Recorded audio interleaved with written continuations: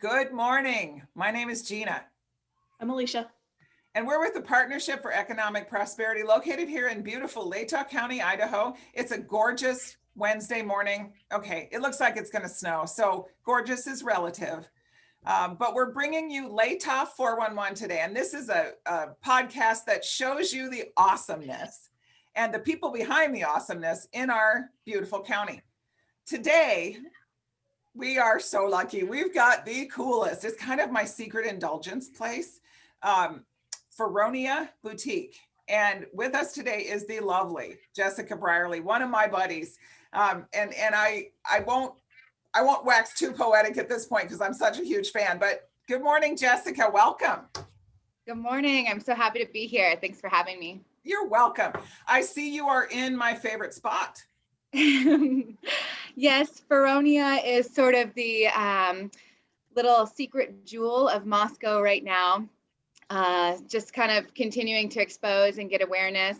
We opened back in June, so still kind of fresh on the block. But yeah, we're thriving in the ways that we can right now during COVID, and Yeah, yeah, it is. yeah. It's just okay. I want to talk about you first, and then we can talk about my special place. But Sounds um, good. tell me how this all happened. Tell me about you as a person and how you got where you're at, please. Yeah. Well, I moved here in 2015 from Northern California. So the shift was pretty great in that I was further from my family than I'd ever been. And now with um, my fiance at the time was just, my boyfriend. And so it was like this big leap of faith, taking this chance on a new place. And we found that we really loved it here. The jobs that I had throughout my time here, starting at the Moscow Farmers Market as an AmeriCorps for the first couple of years, Yep. which was awesome. And Gina, as you know, like we met early on in that process, which was super cool to have some really inspiring and professional and strong women in my circle immediately, which was really lovely. Yeah. And helped kind of guide me in the confidence to take things on to this next level where I am now. Like I said, I started at the farmers market, and then I migrated on from there to Eat Smart Idaho, a university's extension where I taught nutrition education, where my field lies, scholastically, so to speak. So I have passion and experience with nutrition, and then have always been into fashion and art and all the eclectic things that make life so beautiful. Yeah. Um, Uh, and so that's sort of where those passions just continued to drive in my life in different ways. And I thought, hey, like if I give this my full attention and focus, like this could be a really neat thing to offer to Moscow. Being a part of the farmers market, I got to work through the arts department too. And you hear a lot about how Moscow's the heart of the arts, which, when people look around, yeah, there's beautiful sculptures and there's artwork throughout town, but that's not really what I think it speaks to. It speaks to the people, the heart of all of this community. There are so many artistic people throughout Moscow. Yeah. It's incredible. We just simply don't have enough space or venues to host and showcase, which has been really an amazing part of this process, is getting to know so many creatives in town. So we're a consignment and wellness boutique. Everything's on consignment, from the oh, handmade art to the gently used products that come through the store. So that's been really neat to see all the different kinds of creations and stuff that are continually being, made up in all parts of this community. Yeah. And we're kind of rustic around here too, a lot of natural elements, which has been really neat. Being in the PNW, there's a lot of foragers and a lot of those natural artists. yes. Just your boutique.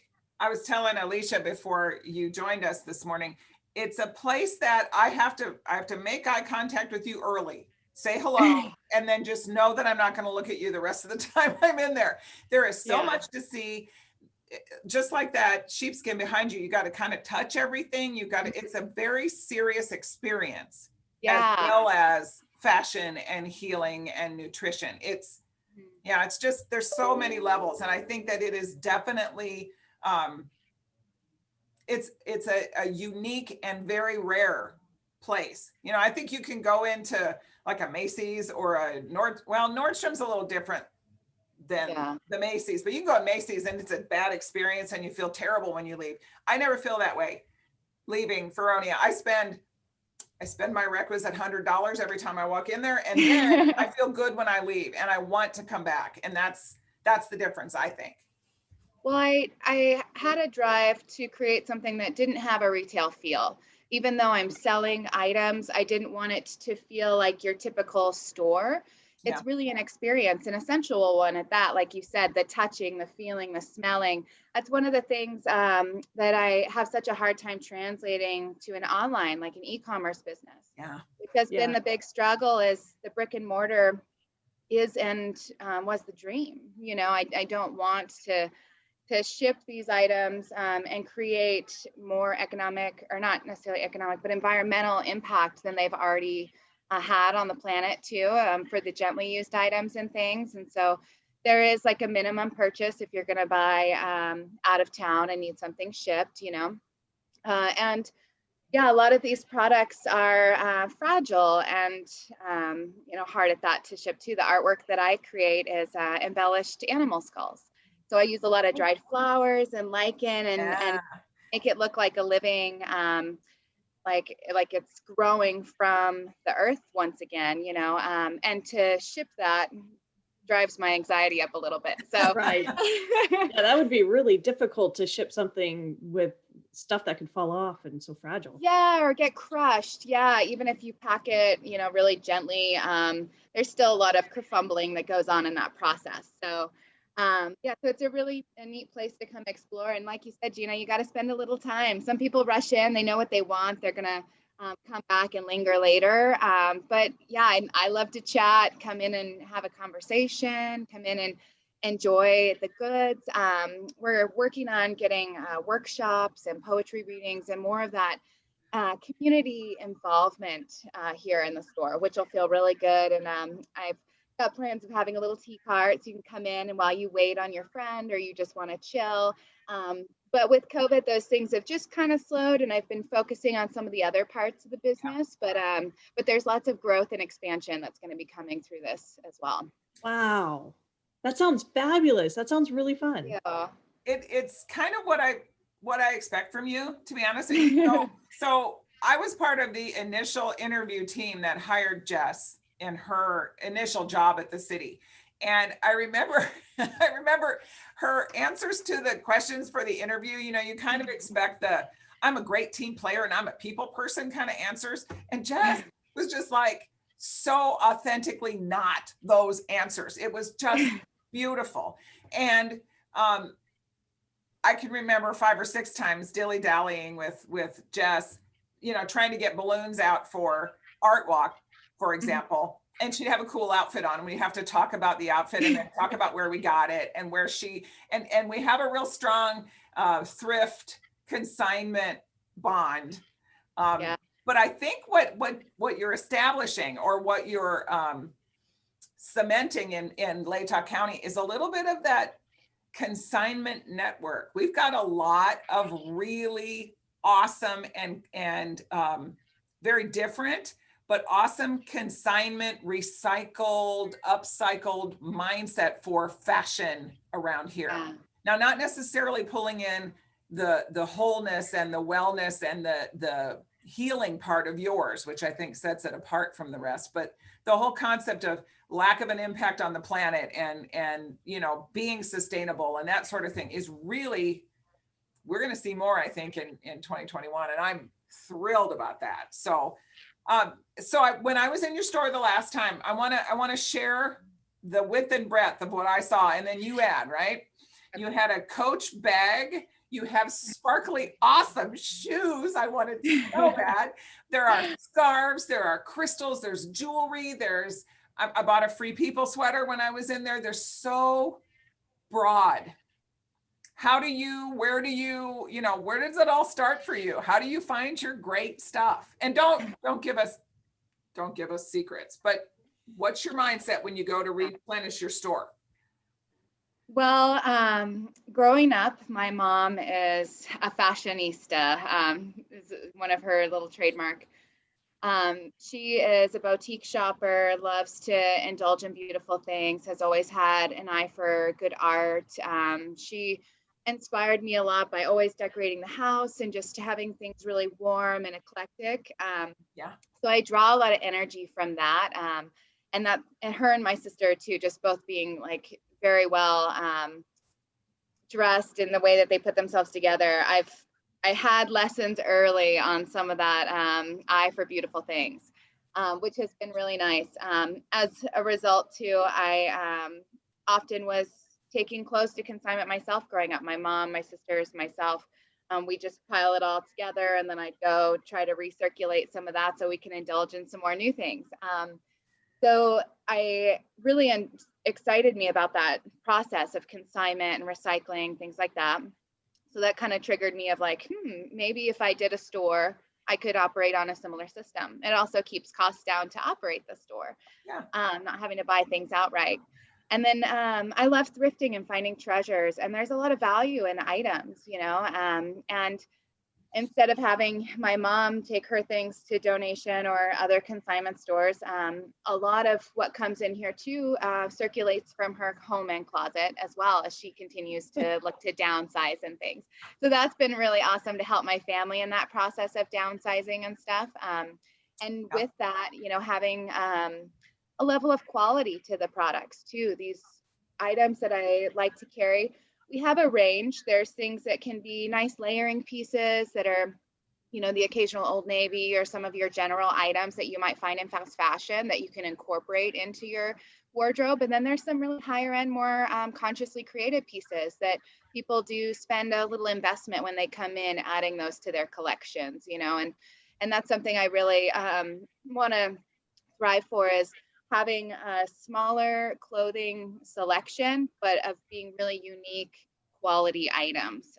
So that's, it's been a really fun process going through people's incredible collections, whether it be from their jewelry to their clothes to their accessories, and then incorporating all of that, because we're here at Feronia, we're kind of creating the essence of everything. It's that collection that makes all of your pieces shine, right? So if you have a beautiful top, but you have no other pieces to wear with it, then you don't really wear that beautiful top. So I aim to help in helping people find all the pieces that they can incorporate that'll make everything just feel really good on them and in their home, and for them, for their bodies, their skin and things like that too, in the ways of that wellness element. Wow. If our viewers do not understand why I am so addicted, now they do. Here you are. I hope so. I'm thinking, how can I work in a run to the store today? Yeah. So, There's always something new. So even if you came every day, which sometimes I do have visitors that repeat very frequently, they just pop in, and because you're always finding something new, and there's so much to look at from the floor to the ceiling, and we'll continue to grow that way that you can't possibly go over everything. So it's fun. And I've got lots of sales that are regularly running, and so there's always that opportunity to find even that special treat at a lower cost than it is already at. So, well, I know that the shiny shoes, sparkly princess slippers were kind of on sale when I was there, so I may have to come back by and check. Yeah. So let's talk business for a minute. Excuse me. So if you are, if you're talking to someone who's considering getting into a business, and it doesn't have to be a fashion kind of a thing, just somebody that that's interested in a business, what are the things you tell this person? Well, I tell them to follow their heart and their gut. There's more frequencies there than anything, so listen to that, and recognize the signs around you. So like in this particular instance, I had a venue that could potentially host Feronia. So I had to take that leap of faith. It was like now or whenever, I don't know, So look for those signs and trust your gut. And also, reel in help, ask for help, seek it out.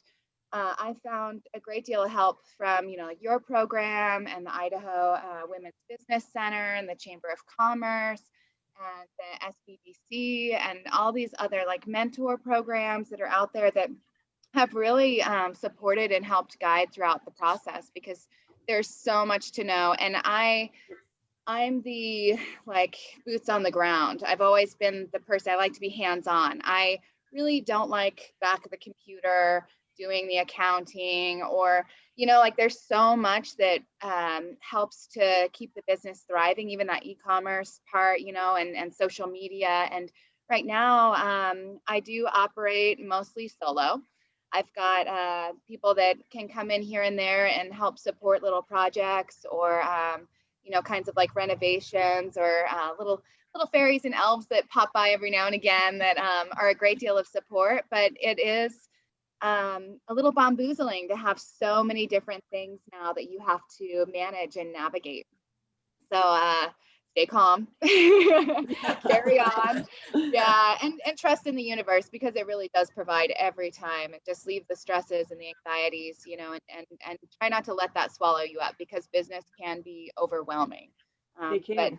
yeah, but it's And when it possible. gets People do it every day. Yes, and when it gets overwhelming, that's when a lot of people shut down, and they need to know that there are so many resources that there are out there, and to reach out to somebody, reach out to PEP, reach out to us, and we'll get you hooked up with the resources you need. Yeah, Nobody has to do this alone. definitely. I would agree with that, Alicia. And I think the pandemic, as ugly as it is, has highlighted and encouraged the resources to kind of rise to the top. I've seen the Women's Business Center, the one you were speaking of, is walking distance from Feronia. And, Yeah. and I love that they've come to our community and settled here, and they're going to start taking care of our businesses here. People are realizing that nobody has enough resources for anything, but if we push our resources together, it's amazing what we can accomplish, Right. And so I think it's happening, and I love it. Tell me about Feronia. Where'd that come from, the name? Yeah, so Feronia is a Roman goddess of wildlife and abundance and fertility, and a very rich feminine spirit, and so I drew a lot of inspiration from her in this process, and what I wanted to create. She was just sort of the forefront of all of the elements I wanted to incorporate. And so her element is fire too. So that's, that kind of is like that burning passion, or that warmth and comfort, So I always have like a candle burning, or little like smudges and things like that. So that's another part of that comfortable essence in here. The art that I do is very like natural, and like with all the earth elements and things like that foresty feel. So I draw inspiration in that way. My artistic inspiration, I call her Ferolina, which is sort of the offspring of Feronia. So she's like her own like sort of feral feminine goddess, as we all have that light, we all have that goddess within us. So this is a place where we can help her shine in whatever that looks like.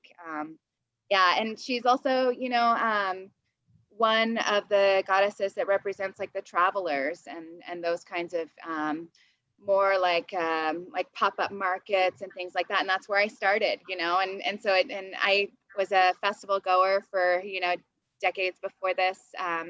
So it just feels really good to sort of recreate that feeling at home that we often would seek out at these different events. And with COVID, it's really neat to be able to talk with people too. And we enlighten each other on those experiences a lot that we had sort of now, like that opportunity to travel and go to those musical events and just those like spiritual awakenings that we've had before, and that's been a really neat, it's pretty trippy to think about how many friends I've made even behind the mask, just like through this time. Pretty blessed to still be open and be able to be sociable in that regard. As a highly sociable person, I'm like, I couldn't imagine being stuck closed off somewhere, not having the interactions that we get to enjoy right now. Yeah. You offer such a magnetic place. It really is. And I drive by it more than I'm allowed to stop. But it is, I really encourage anybody that's seeing this podcast today, go and just spend some time. And next time, Jess, I promise I'm sitting on that couch for more than 3 seconds. Nice. Because Come find a friend here. Yeah. it's just awesome. I appreciate your time. How do we find you? Tell us about website, tell us about where you're located, phone numbers, that kind of stuff, please. Yeah. So I'm at 116 South Jackson Street here in Moscow. Right across from the colorful barber shop. And there's a nice big parking lot. So you've got spots to settle in and come hang for a while, right on the outskirts of downtown. Yep. We are found on Instagram and Facebook, Feronia Boutique.